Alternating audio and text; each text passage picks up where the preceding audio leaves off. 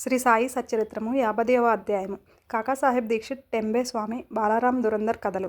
శ్రీ సాయి సచ్చరిత్రము మూలంలోని 50వ అధ్యాయమును 39వ అధ్యాయంలో చేర్చుట జరిగినది. కారణము అందులోని ఇతివృత్తము కూడా ఇదియే కనుక.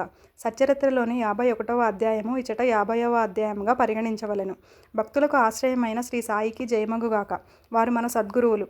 వారు మనకు గీతార్థమును బోధించెదరు. మనకు సర్వశక్తులను కలుగచేసెదరు. ఓ సాయి, మా యందు కనికరించుము, మమ్ము కటాక్షించుము. చందన వృక్షములు మలయ పర్వతముపై పెరిగి వేడిని పోగొట్టును. మేఘములు వర్షమును కురిపించి చల్లదనం కలుగచేయుచున్నవి. వసంత ఋతువునందు పుష్పములు వికసించి అవి దేవుని పూజ చేయుటకు వీలు కలుగచేయుచున్నవి. అట్లనే సాయిబాబా కథలు మనకు ఊరటను సుఖశాంతులను కలుగచేయుచున్నవి. సాయి కథలు చెప్పువారును వినువారును ధన్యులు పావనులు. చెప్పువారి నోరును వినువారి చెవులను పవిత్రములు. కాకాసాహెబ్ దీక్షిత్ 1864 నుంచి 1926 వరకు. మధ్య పరిగణాలలోని కాండ్వా గ్రామమందు వడనగర నాగర బ్రాహ్మణ కుటుంబంలో హరి సీతారాం ఉరఫ్ కాకాసాహెబ్ దీక్షిత్ జన్మించెను. ప్రాథమిక విద్యను ఖండ్వా, హింగన్ ఘాట్లలో పూర్తి చేసెను. నాగ్పూర్లో మెట్రిక్ వరకు చదివెను. బొంబాయి విల్సన్, ఎల్ఫిన్స్టన్ కాలేజీలలో చదివి 1883లో పట్టభద్రుడయ్యెను. న్యాయవాది పరీక్షలో కూడా ఉత్తీర్ణుడై లిటిల్ అండ్ కంపెనీలో కొలువుకు చేరెను. తుదకు తన సొంత న్యాయవాదుల కంపెనీ పెట్టుకొనెను. 1909కి ముందు సాయిబాబా పేరు కాకాసాహెబ్ దీక్షిత్కు తెలియదు. అటు పిమ్మట వారు బాబాకు గొప్ప భక్తులైరి. ఒకానొకప్పుడు లోనావాలాలో ఉన్నప్పుడు తన పాత స్నేహితుడగు నానాసాహెబ్ చందోర్కర్ను చూసెను. ఇద్దరునూ కలిసి ఏవో విషయములు మాట్లాడుకొనిరి. కాకాసాహెబ్ తాను లండన్లో రైలు బండి ఎక్కుచుండగా కాలు జారి పడిన అపాయమును గురించి వర్ణించెను. వందల కొలది ఔషధములు దానిని నయం చేయలేకపోయెను. కాలు నొప్పియు కుంటితనమును పోవలెనన్నచో అతడు సద్గురువగు సాయిబాబా వద్దకు పోవలెనని నానాసాహెబ్ సలహా ఇచ్చెను. సాయిబాబా విషయమై పూర్తి వృత్తాంతమును విశదపరిచెను.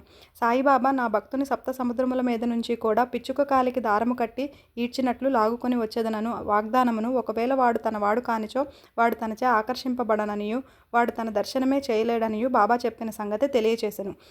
ఇదంతయు విని కాకాసాహెబ్ సంతసించి సాయిబాబా వద్దకు పోయి వారిని దర్శించి, కాలు యొక్క కుంటితనం కంటే నా మనసు యొక్క కుంటితనం బాగుచేసి శాశ్వతమైన ఆనందమును కలుగచేయమని వేడుకొనితెనని నానాసాహెబ్తో చెప్పెను. కొంతకాలం పిమ్మట కాకాసాహెబ్ అహ్మద్ నగర్ వెళ్ళెను. బొంబాయి లెజిస్లేటివ్ కౌన్సిల్లో ఓట్లకై సర్దార్ కాకాసాహెబ్ మిరీకర్ ఇంట్లో దిగెను. కాకాసాహెబ్ మిరీకర్ కొడుకు బాలాసాహెబ్ మిరీకర్. వీరు కోపర్గాంకు మామలతదారు. వీరు కూడా గుర్రపు ప్రదర్శన సందర్భంలో అహ్మద్ నగర్ వచ్చియుండిరి. ఎలక్షన్ పూర్తి అయిన పిమ్మట కాకాసాహెబ్ షిరిడీ పోవ నిశ్చయించుకొనెను.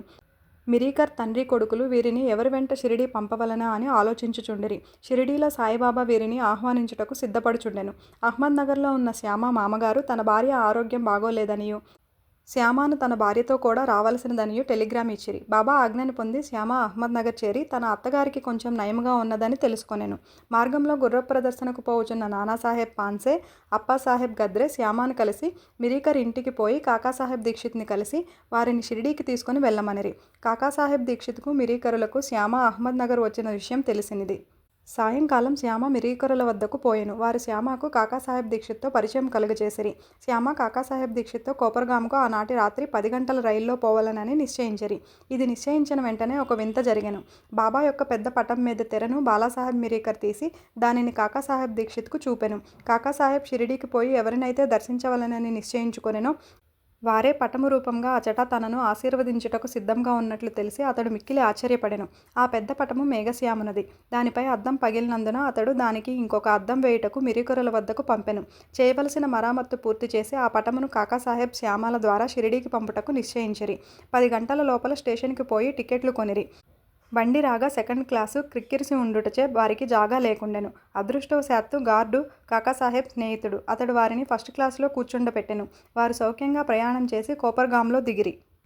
బండి దిగగానే షిరిడీకి పోవుటకు సిద్ధంగా ఉన్న నానాసాహెబ్ చందోర్కర్ను చూసి మిక్కిలి ఆనందించిరి.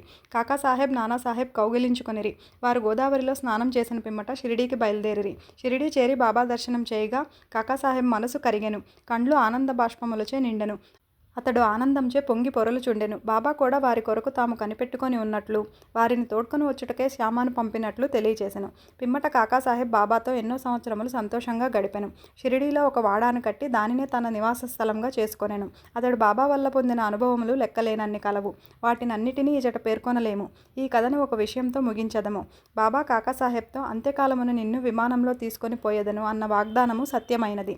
1926 సంవత్సరం జూలై 5వ తేదీన అతడు హేమడ్ పంత్తో రైలు ప్రయాణం చేయుచు బాబా విషయం మాట్లాడుచు సాయిబాబా యందు మనస్సు లీనం చేసెను.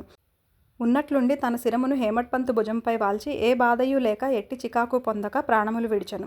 శ్రీ టెంబే స్వామి. యోగులు ఒకరినొకరు అన్నదమ్ముల వలె ప్రేమించుకొనెదరు. ఒకానొకప్పుడు శ్రీ వాసుదేవానంద సరస్వతి స్వాముల వారు అనగా టెంబే స్వామి రాజమండ్రిలో మకాం చేసిరి. ఆయన గొప్ప నైష్ఠికుడు, పూర్వాచార పరాయణుడు, జ్ఞాని, దత్తాత్రేయుని యోగి భక్తుడు. నాందేడు ప్లీడరగు పుండలీకరావు వారిని చూచుటకై కొంతమంది స్నేహితులతో రాజమండ్రికి పోయెను. వారు స్వాములు వారితో మాట్లాడుచున్నప్పుడు సాయిబాబా పేరు షిరిడీ పేరు వచ్చెను. బాబా పేరు విని స్వామి చేతులు జోడించి ఒక టెంకాయను తీసి పుండలీకరావుకి ఇచ్చి ఇట్లనిరి: దీనిని నా సోదరుడగు సాయికి నా ప్రణామములతో సమర్పించుము. నన్ను మరువవద్దని వేడుము. నా యందు ప్రేమ చూపమనుము. ఆయన స్వాములు సాధారణంగా ఇతరులకు నమస్కరించరనియు, కానీ బాబా విషయమున ఇది ఒక అపవాదమనియు చెప్పెను. పుండలీకరావు ఆ టెంకాయను సమాచారమును షిరిడీకి తీసుకొని పోవుటకు సమ్మతించెను. బాబాను స్వామి సోదరుడనుట సమంజసంగా ఉండెను. ఏలన బాబా వలె వారును రాత్రింబవళ్ళు అగ్నిహోత్రమును వెలిగించియే ఉంచిరి. ఒక నెల పిమ్మట పుండలీకరావు తదితరులను షిరిడీకి టెంకాయను తీసుకొని వెళ్ళిరి. వారు మన్మాడు చేరిరి. దాహం వేయుటచే ఒక సెలయేరు కడకు పోయిరి. పరగడుపున నీళ్లు తాగకూడదని కారపాటుకులు ఉపాహారం చేసిరి. అవి మిక్కిలి కారంగా ఉండటచే టెంకాయను పగలకొట్టి దాని కోరును అందులో కలిపి అటుకులను రుచికరంగా చేసిరి. దురదృష్టం కొద్దీ ఆ కొట్టిన టెంకాయ స్వాముల వారు పుండలీకరావుకి ఇచ్చినది. షిరిడి చేరునప్పటికీ పుండలీకరావుకి ఈ విషయం జ్ఞప్తికి వచ్చెను. అతడు మిగులు విచారించెను. భయంచే వణుకుచు సాయిబాబా వద్దకేగెను. టెంకాయ విషయం అప్పటికే సర్వజ్ఞుడగు బాబా గ్రహించెను. బాబా వెంటనే తన సోదరుడగు టెంబే స్వామి పంపించిన టెంకాయను తెమ్మనెను. పుండలీకరావు బాబా పాదములు గట్టిగా పట్టుకొని తన తప్పును అలక్ష్యమును వెలిబుచ్చుచు పశ్చాత్తాపపడుచు బాబాను క్షమాపణ వేడెను. దానికి బదులు ఇంకొక టెంకాయను సమర్పించదనెను. కానీ బాబా అందులకు సమ్మతించలేదు. ఆ టెంకాయ విలువ సాధారణ టెంకాయకి ఎన్నో రెట్లనియు, దాని విలువకు సరిపోయినది ఇంకొకటి లేదనియు చెప్పుచు నిరాకరించెను. ఇంకనూ బాబా ఇట్లనెను: ఆ విషయమై నీవేమాత్రము చింతించనవసరం లేదు. అది నా సంకల్పం ప్రకారం నీకివ్వబడెను. తుదకు దారిలో పలుగొట్టబడెను. దానికి నీవే కర్తవని అనుకొననేలా? మంచిగాని చెడ్డగాని చేయుటకు నీవు కర్తవని అనుకొనరాదు. గర్వాహంకార రహితుడవై ఉండుము. అప్పుడే నీ పరచింతన అభివృద్ధి పొందును. ఎంత చక్కని వేదాంత విషయమును బాబా బోధించెనో చూడుడు. బాలారాం దురందర్ 1878 నుండి 1925 వరకు. బొంబాయికి దగ్గర ఉన్న శాంతాక్రజ్లో పటారే ప్రభుజాతికి చెందిన బాలారాం దురందర్ అను వారుండిరి. వారు బొంబాయి హైకోర్టులో న్యాయవాది. కొన్నాళ్లు బొంబాయి న్యాయశాస్త్ర కళాశాలకు ప్రిన్సిపల్గా ఉండెను. దురందర్ కుటుంబంలోని వారందరూ భక్తులు, పవిత్రులు, భగవచ్చింతన కలవారు. బాలారాం తన జాతికి సేవ చేసెను. ఆ విషయమై ఒక గ్రంథము రాసెను. అటు పిమ్మట తన దృష్టిని మతము, ఆధ్యాత్మిక విషయముల వైపు మరలించెను. గీతను, జ్ఞానేశ్వరిని, వేదాంత గ్రంథములను, బ్రహ్మ విద్య మొదలగు వాణిని చదివెను. అతడు పొండరీపుర విఠోబా భక్తుడు. అతనికి 1912లో సాయిబాబాతో పరిచయం కలిగెను. 6 నెలలకు పూర్వం తన సోదరులకు బాబుల్జీ అను వామనరావును షిరిడీకి పోయి బాబా దర్శనం చేసిరి. ఇంటికి వచ్చి వారి అనుభవములను బాలారామునకు ఇతరులకు చెప్పిరి. అందరూ బాబాను చూడ నిశ్చయించిరి. వారు షిరిడీకి రాకమునుపే బాబా ఇట్లు చెప్పెను: ఈ రోజున నా దర్బారు జనులు వచ్చుచున్నారు. దురందర సోదరులు తమ రాకను బాబాకు తెలియజేయనప్పటికీ బాబా పలికిన పలుకులు ఇతరుల వలన విని విస్మయమొందిరి. తక్కిన వారందరూ బాబాకు సాష్టాంగ నమస్కారం చేసి వారితో మాట్లాడుచూ కూర్చొని ఉండిరి. బాబా వారితో ఇట్లనెను: వీరే నా దర్బారు జనులు. ఇంతకుముందు వీరి రాకయే మీకు చెప్పి ఉంటిని.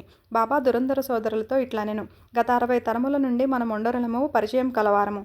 సోదరులందరూ వినయ విధేయత కలవారు. వారు చేతులు జోడించుకొని నిలిచి బాబా పాదముల వైపు దృష్టిని నిగడించిరి. సాత్విక భావములు అనగా కండ్ల నీరు కారుట, రోమాంచుట, వెక్కుట, గొంతుక ఆర్చుకొని పోవుట మొదలగునవి వారి మనస్సులను కరిగించెను. వారందరూ ఆనందించిరి. భోజనానంతరం కొంత విశ్రమించి తిరిగి మసీదుకు వచ్చిరి. బాలారాం బాబాకు దగ్గరగా కూర్చొని బాబా పాదములు ఒత్తుచుండెను. బాబా చిలుము త్రాగుచు దానిని బాలారామునికిచ్చి పీల్చమనెను. బాలారాం చిలుము పీల్చుటకు అలవాటు పడి ఉండలేదు. అయినప్పటికీ దానిని అందుకొని కష్టముతో పీల్చెను. దానిని తిరిగి నమస్కారములతో బాబాకు అందచేసెను. ఇదియే బాలారామునకు శుభ సమయము. అతడు 6 సంవత్సరముల నుండి ఉబ్బసం వ్యాధితో బాధపడుచుండెను. ఆ పొగ అతని వ్యాధిని పూర్తిగా నయం చేసెను. అది అతనిని తిరిగి బాధ పెట్టలేదు. 6 సంవత్సరముల పిమ్మట ఒకనాడు ఉబ్బసం మరలా వచ్చెను. అదే రోజు అదే సమయమందు బాబా మహాసమాధి చెందెను. వారు షిరిడీకి వచ్చినది గురువారము. ఆ రాత్రి బాబా చావడి ఉత్సవం చూచు భాగ్యము దురందర సోదరులకు కలిగెను. చావడిలో హారతి సమయమందు బాలారాం బాబా ముఖమందు పాండురంగని తేజస్సును, ఆ మరుసటి ఉదయం కాకడ హారతి సమయమందు అదే కాంతిని పాండురంగ విఠలుని ప్రకాశమును బాబా ముఖమందు కనెను. బాలారాం దురందర్ మరాఠీ భాషలో తుకారాం జీవితమును రాసెను. అది ప్రకటింపబడక మునిపే అతను చనిపోయెను. 1928లో అతని సోదరులు దానిని ప్రచురించిరి. అందు బాలారాము జీవితం ప్రప్రథమను రాయపడెను. అందు వారు షిరిడీకి వచ్చిన విషయం చెప్పబడి ఉన్నది. 50వ అధ్యాయం సంపూర్ణం. ఓం నమో సాయినాథాయ.